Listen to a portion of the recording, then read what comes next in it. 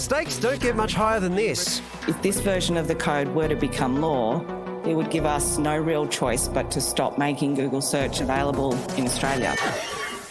That's a hell of a threat. No Google at all. No searching for the latest COVID info or Richmond Grand Final wins or Superhold styling gel. Don't judge me. This doesn't just happen. Facebook too is making threats. We would no longer be able to provide news as part of the Facebook product. We don't respond to threats.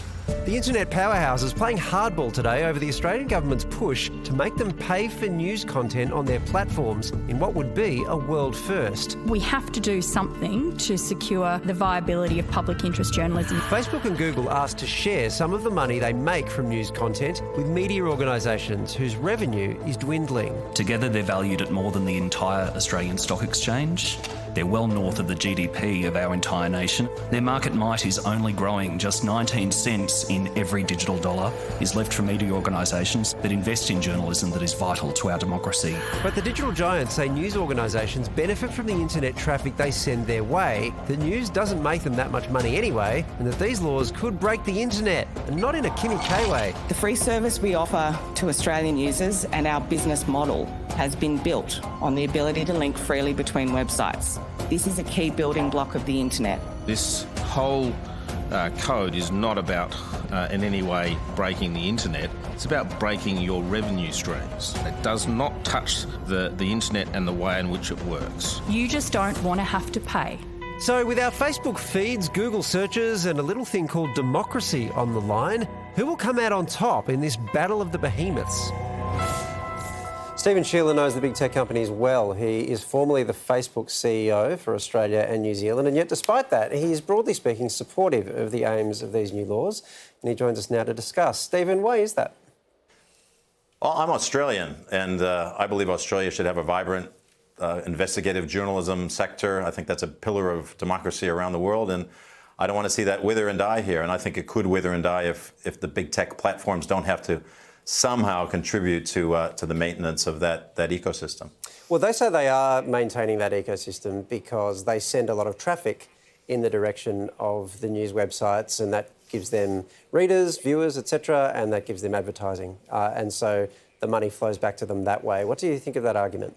Well, that's true to an extent, but I think it's limited in terms of the amount of monetization or money that those publishers can make. And unfortunately, it's true that if you're running a news website, it's hard to make money the old-fashioned way, which is through eyeballs. And subscriptions only fill part of that void. We need to find other ways to fill that void. And I do think there's a social obligation on the part of the big tech platforms, simply because they are so dominant, that they should contribute to this in some way. Well, the flip side of the argument that they put is that news is actually a very tiny part of what they do. It's a very small part of what makes them as big as they are. It accounts for very little revenue.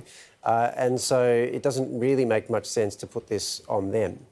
Yeah, I mean, that is an argument that if I was at Facebook, I would make. But I think the truth, or if I was at Google, I would make. But I think you've got to think of another perspective here, which is this is not just another business. This is news. This is what drives our political discourse, our democracy. There's only one non-political entity protected in the U.S. Constitution, and that is the free press. And there's a reason for that. We need a free press. We need a vibrant investigative journalism ecosystem in any democracy in order for that democracy to function effectively. And so what percentage of Facebook's business it is, in my view, irrelevant, or if Google's business is, it's irrelevant. What's important is it's hugely important to Australia's democracy, and that's what really matters. So what if, for example, laws like this got passed, the tech companies had to pay for news, and their response was, fine, we don't want news. We don't need it for our business, and so we're just not going to have it. Wouldn't that have a perverse effect, because then fake news would be free and would be disseminated really widely on a platform like Facebook, more than it already is, and news just wouldn't be at all? Yeah, I mean, you're absolutely right. It could have that perverse effect. And, you know, in simple commercial terms, any company can pretty much say, hey, if I don't like what that government wants to do about regulating my product, I can just withdraw my product. But this is different. I think it's in a special category all to itself. I don't agree that it's acceptable, maybe legally acceptable, but it's not morally acceptable for Facebook and Google to say, well, we're going to take news out of the Australian ecosystem. And it could have other effects as well. As you mentioned, fake news could explode at the same time. So the analogy of China said, hey, we're going to launch an attack on Australia's democracy through its information ecosystem. This would be a diplomatic incident of the highest level. But here we have two big tech companies that are basically threatening the same thing.